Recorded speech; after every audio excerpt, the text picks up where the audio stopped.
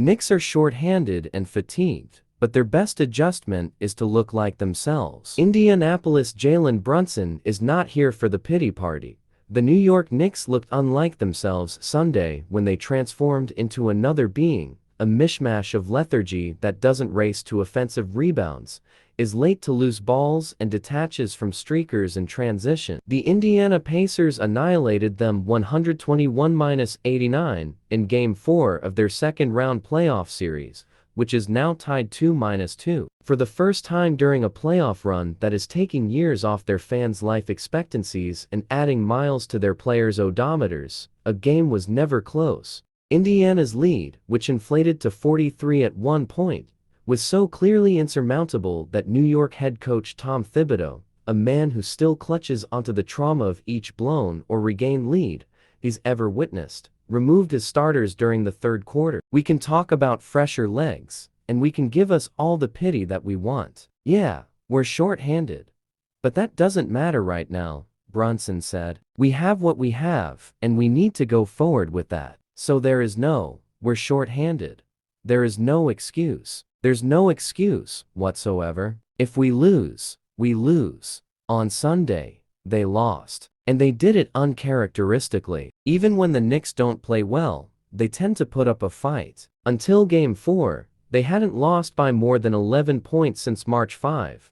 But the Knicks, who are missing 4 rotation players in Aga Nunabi, Bojan Bogdanovic, Mitchell Robinson, and Julius Randle, are holding themselves together with an ace bandage these days. And Sunday, it showed for all 4 quarters. The Pacers beat them to loose balls and topped them on the boards early. With each Knicks jumper that clobbered the hoop, Indiana skipped down the court and created layups or wide-open 3 seconds. If the Pacers missed, they grabbed their rebounds. They motored to a 34-11 lead only 10 minutes into the game. One team in this matchup was the NBA's best on the glass during the regular season. The other finished near the bottom of the league. Those roles reversed Sunday when the Pacers outboarded the Knicks while blowing New York away on the break. Indiana scored 1.87 points per transition play in this one, according to Cleaning the Glass. That is a better efficiency than Stephen Curry, the most accurate free throw shooter of all time, going to the line for 2 shots. New York scored only 0.58 in transition. We have to take this L, Brunson said. There's no excuse. A typically sprightly group appeared drained. As injuries have piled up, so has the burden on the Knicks' top players. Because of the blowout, Josh Hart rested for more minutes Sunday than he had during his first 9 playoff games combined. Leading into Game 4, Donte DiVincenzo had gone for 43-plus minutes for 4 consecutive games. But DiVincenzo scored only 7 points and hit just 1 3-pointer during the blowout. Hart, who tallied 2 points and 3 rebounds, put the Game 4 loss on my shoulders, because he's someone who brings energy, brings hustle, the kind of things I didn't do today. Discomfort is building, and not just among the players out of the lineup. Isaiah Hartenstein's left shoulder pounded into the court on a second-quarter fall. He immediately grabbed it, wincing in pain, and said after the game he believes the injury is probably like a pinched nerve. He added that the X-rays were negative. But Hartenstein continued to play and says he will be good to go for Game 5. Brunson is dealing with the foot injury he suffered in Game 2. He insists he is fine, not injured anymore, even as he struggles to create separation from Pacers defenders, led by physical wing Aaron Nesmith. Brunson scored 18 points in Game 4 on 6 of 17 shooting, including an 0 of 5 showing from 3. More concerning, he aired on all 8 of his jump shots. 6 of those misses fell short. The couple that he catapulted long were both 2-pointers in the first quarter when his legs were fresher. It's not an excuse at this point, Hartenstein said. I think everyone's kind of going through something. I think you just have to find a way. That's kind of what they probably did a lot better than us these last 2 games. The Knicks will limp back to New York for Game 5.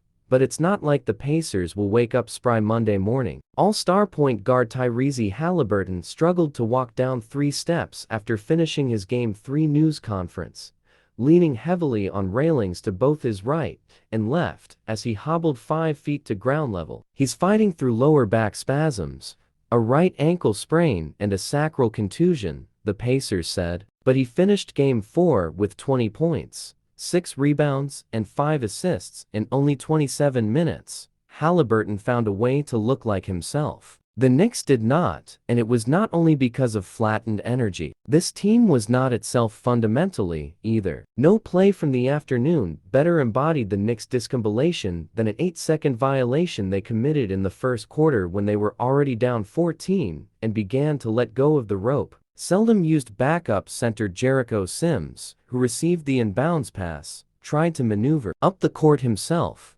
almost traveled, picked up his dribble, and turned it over moments later. He will receive criticism for the play, but that moment was as much about who didn't have the ball as it was about who did. The Knicks had 2 point guards on the court at that time, Brunson and Miles Deuce McBride. Both were in the backcourt with Sims, but were not open. Once Harden bounded it to Sims, they should have known to hurry his way. Sims is not a ball handler. He is not beating a press. He stood in place, waiting for a guard to curl around him. No one approached. By the time he began to dribble, McBride had drifted out of the play, up near half court. Brunson was trotting up court, not peering back to his big man.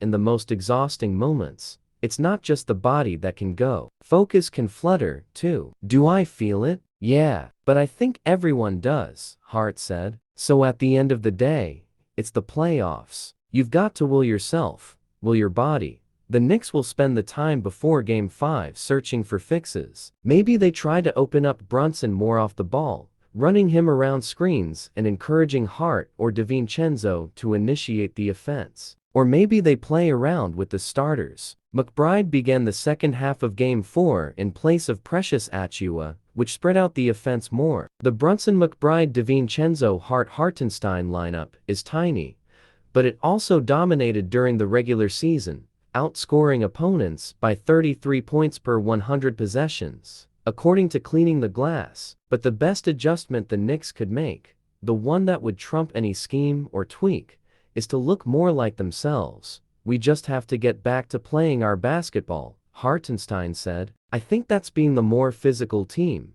doing the little things, diving on the ball, making those second efforts. I don't think we've been doing that the last 2 games.